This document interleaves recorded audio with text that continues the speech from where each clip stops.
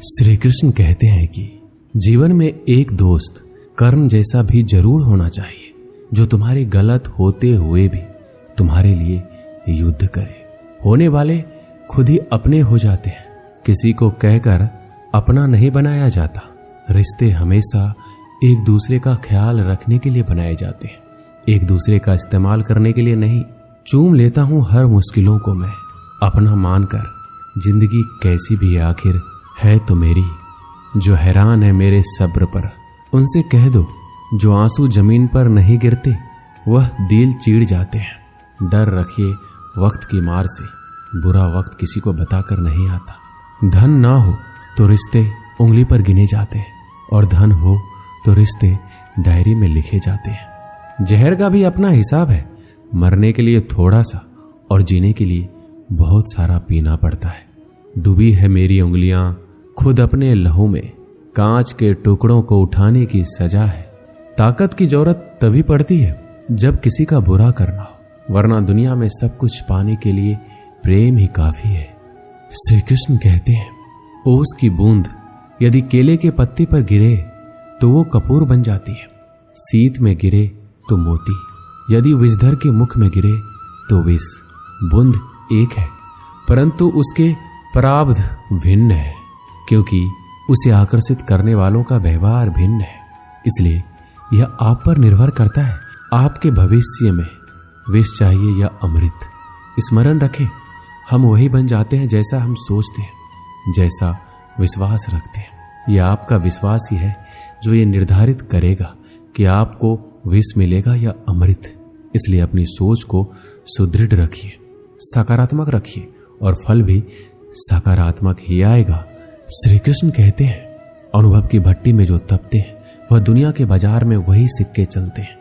लोगों की निंदा किए बिना दुष्ट व्यक्ति को आनंद नहीं आता। जैसे कौवा सभी रसों का भोग करता है, परंतु गंदगी के बिना उसकी तृप्ति नहीं होती। जिंदगी एक बार मिलती है, ये बिल्कुल गलत है। सिर्फ मौत एक बार मिलती है, जिंदगी तो हर रोज मिलती है। जब सोच में मोच आती है तब हर रिश्ते में खरोच आ जाती है। समय एक ऐसी गाड़ी है जिसमें ब्रेक भी नहीं और रिवर्स गियर भी नहीं है। जिम्मेदारियों की एक खूबी होती है, यह आपको कभी बिगड़ने नहीं देती। कानून की जरूरत बुरे लोगों के लिए है, क्योंकि सभ्य लोग तो शर्म से ही मर जाते हैं। किसी की तारीफ करने के लिए जिगर चाहिए। बुराई तो बिना हुनर के भी किसी की जा सकती है। मेरी खामोशी से किसी को कोई फर्क नहीं पड़ता, और शिकायत में दो शब्द कह दूं तो वह चुप जाते हैं। श्री कृष्ण कहते हैं जब से ये सृष्टि बनी है, नदी की धारा और चट्टान के मध्य सदा संघर्ष रहा है, परंतु हर बार चट्टान की कठोरता को हारना पड़ता है, और नदी की धारा कोमल होते हुए भी कठोर चट्टान को काट देती है। कभी सोचा है ऐसा क्यों होता है? चट्टान इतनी कठोर और जल इतना कोमल, चट्टान इतना दृढ़ लेकिन जल इतना लचीला होने पर भी सदा जल कठोर चट्टानों के माध्यम से अपना मार्ग बना ही लेती है। कारण केवल एक ही है, और वो है लगातार चलने की क्षमता। जल बढ़ता रहता है, चट्टान अडिग रहती है। इसी कारण जल चट्टान को काट कर मार्ग बना लेता है। इसीलिए लगातार चलते रहें, रोकिए मत, क्योंकि चट्टान जैसी हर समस्या को आप भी जल की तरह काट सकते हैं। श्री कृष्ण कहते हैं हम क्या करते हैं इसका महत्व कम है, किंतु हम उसे किस भाव से करते हैं इसका बहुत महत्व है। फल कुचलने का हुनर भी सीखिए। सांपों के खौफ से जंगल नहीं छोड़ा करते। उदास तो बहुत रहे मगर कभी जाहिर ना किया सब ठीक है, बस इसी शब्द ने सब संभाल लिया। अनुमान गलत हो सकता है, पर अनुभव कभी गलत नहीं होता, क्योंकि अनुमान हमारे मन की कल्पना है और अनुभव हमारे जीवन की सीख। अगर लड़ना ही है तो अपने कड़वे स्वभाव से लड़ो, जो किसी को अपना नहीं होने देता। गुस्सा बहुत चतुर होता है, अक्सर कमजोर पर ही निकलता है। धूप बहुत कड़ी है, बदन जल रहा है, कुछ तकलीफ जरूर है, पर घर चल रहा है। वक्त वो तराजू है जो बुरे वक्त में अपनों का वजन बता देता है।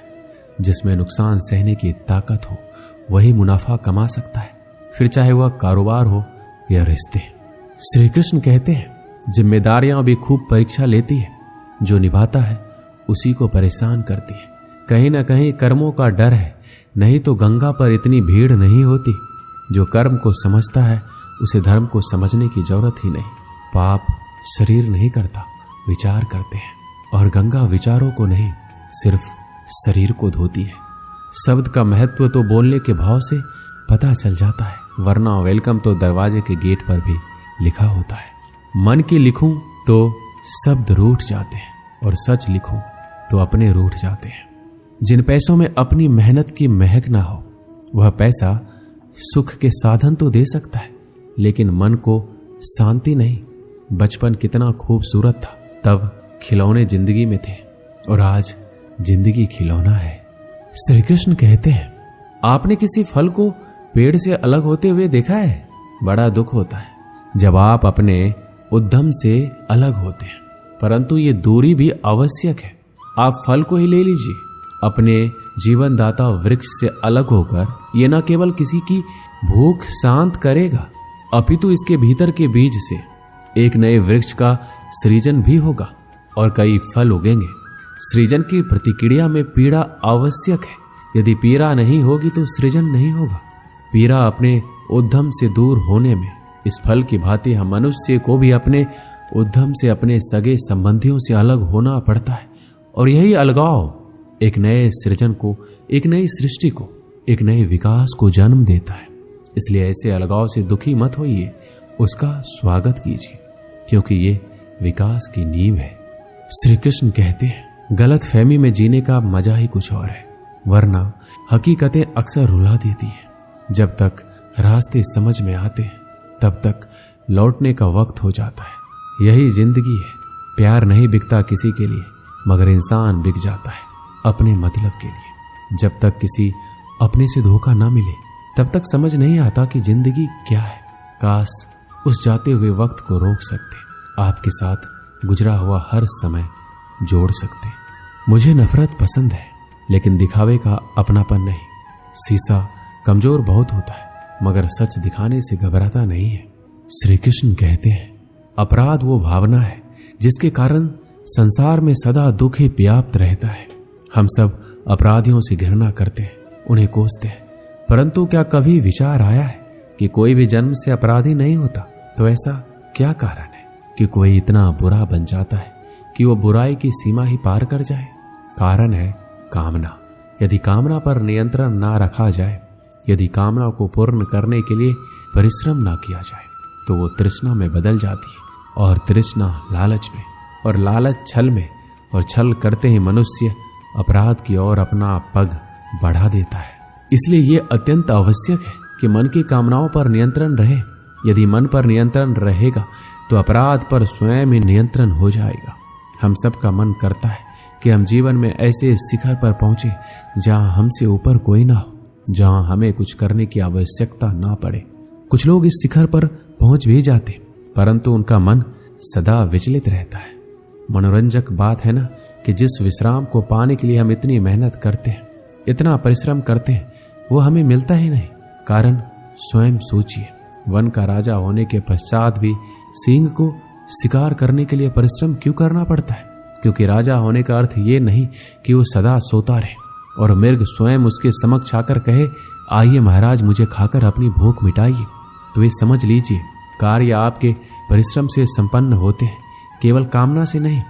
यदि आप नीचे हैं तो सदा स्मरण रखिए कि आपका परिश्रम ही आपको ऊंचाइयों पर ले जाएगा, और यदि आप ऊंचाई पर हैं तो वहां पर भी रहने के लिए आपको निरंतर परिश्रम करते रहना होगा। अर्थात परिश्रम से मुक्ति नहीं है, क्योंकि परिश्रम ही जीवन है।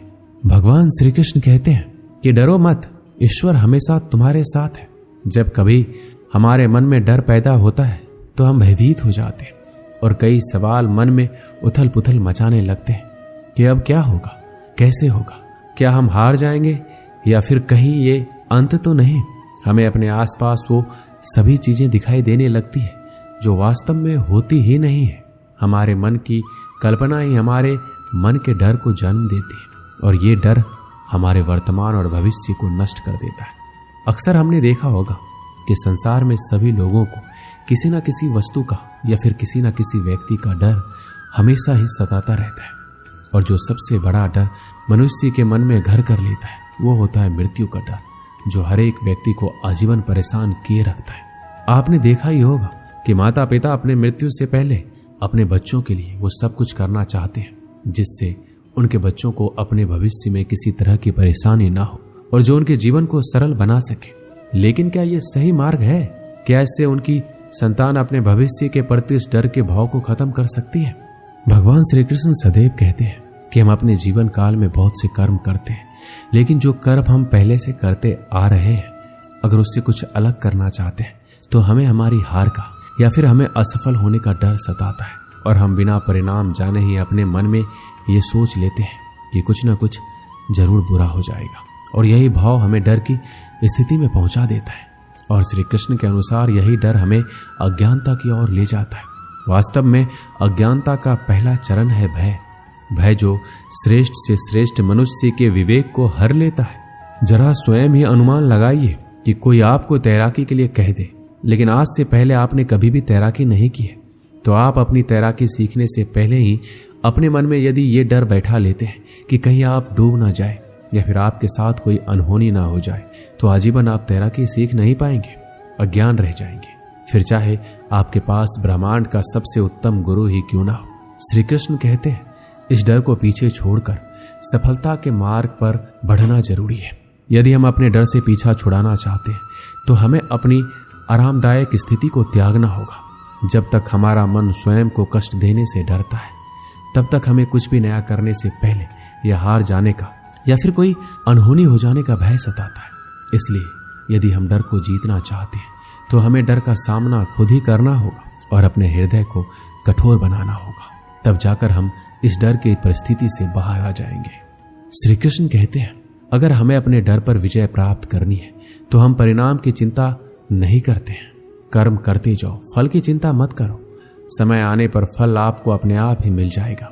और यदि हम फल की चिंता किए बिना स्वतंत्र रूप से कर्म करते हैं तो निश्चित ही परिणाम में स्वादिष्ट फल चखने के लिए मिलते हैं। इसी स्थिति को यदि आप कलयुग के अनुसार देखेंगे तो श्री कृष्ण स्वयं कहते हैं कि कोई भी परिस्थिति हो, कैसी भी हालात हो, वो सदैव जीव आत्मा के साथ रहते हैं और अपना कर्म करते जाओ और भयभीत होने की कोई भी आशंका मत छोड़ो, क्योंकि वो सदैव अपनी संतान के साथ में है। फिर आप कैसी भी मुश्किल परिस्थिति में हैं, चाहे कितनी भी दुर्गम हालात हो, चाहे ब्रह्मांड में हो, दुनिया में हो, कोई आपका साथ दे या ना दे, लेकिन ईश्वर सदैव आपके साथ रहेगा। एक गांव में एक किसान रहता था। उस गांव के बाहर एक छोटा सा खेत था। एक बार फसल बोने के कुछ दिनों बाद उसके खेत में चिड़िया ने घोंसला बना लिया। कुछ समय बीता तो चिड़िया ने वहां 2 अंडे भी दिए। उन 2 अंडों में से 2 छोटे छोटे बच्चे निकल आए। वो बड़े मजे से उस खेत में अपना जीवन गुजारने लगे। कुछ महीनों के बाद फसल कटाई का समय आ गया। गांव के सभी किसान अपने खेतों की फसल की कटाई में लग गए। अब चिड़िया और उसके बच्चों को वह खेत छोड़कर नए स्थान पर जाने का समय आ गया था। एक दिन खेत में चिड़िया के बच्चों ने किसान को ये कहते सुना कि कल मैं फसल कटाई के लिए अपने पड़ोसी से पूछूंगा और उसे खेत में भेजूंगा। यह सुनकर चिड़िया के बच्चे परेशान हो गए। उस समय चिड़िया कहीं गई हुई थी। जब वो वापस लौटी तो बच्चों ने उसे किसान की बात बताई कि माँ, आज हमारा यहाँ अंतिम दिन है। रात में हमें दूसरे स्थान के लिए यहाँ से निकलना होगा। चिड़िया ने उत्तर दिया, इतनी जल्दी नहीं बच्चों, मुझे नहीं लगता कि कल खेत में फसल की कटाई होगी। चिड़िया की कही बात सही साबित हुई। दूसरे दिन किसान का पड़ोसी खेत में नहीं आया और फसल की कटाई नहीं हो सकी। शाम को किसान खेत में आया और खेत को जैसे का तैसा देख बुदबुदाने लगा कि ये पड़ोसी तो नहीं आया। ऐसा करता हूं कल अपने किसी रिश्तेदार को भेज देता हूं। चिड़िया के बच्चों ने फिर किसान की बात सुनी और परेशान हो गए। जब चिड़िया को उन्होंने ये बात बताई तो वह बोली, तुम लोग चिंता मत करो, आज रात हमें जाने की जरूरत नहीं है। मुझे नहीं लगता कि किसान का रिश्तेदार आएगा।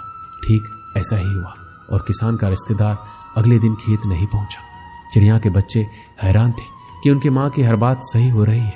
अगली शाम किसान जब खेत आया तो खेत की वही स्थिति देखकर बुदबुदाने लगा कि ये लोग तो कहने के बाद भी कटाई के लिए आते नहीं।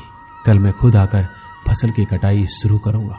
चिड़िया के बच्चों ने किसान की बात सुनी, फिर अपनी माँ को ये बात बताई। तब चिड़िया बोली कि बच्चों, अब समय आ गया है ये खेत छोड़ने का। हम आज रात ही ये खेत छोड़कर दूसरी जगह चले जाएंगे। दोनों बच्चे हैरान थे कि इस बार ऐसा क्या है जो माँ खेत छोड़ने को तैयार है। उन्होंने पूछा तो चिड़िया बोली, बच्चों, पिछली 2 बार किसान कटाई के लिए दूसरों पर निर्भर था, दूसरों को कहकर अपने काम से पल्ला झाड़ लिया था, लेकिन इस बार ऐसा नहीं है। इस बार उसने ये जिम्मेदारी अपने कंधों पर ली है, इसलिए वह अवश्य आएगा।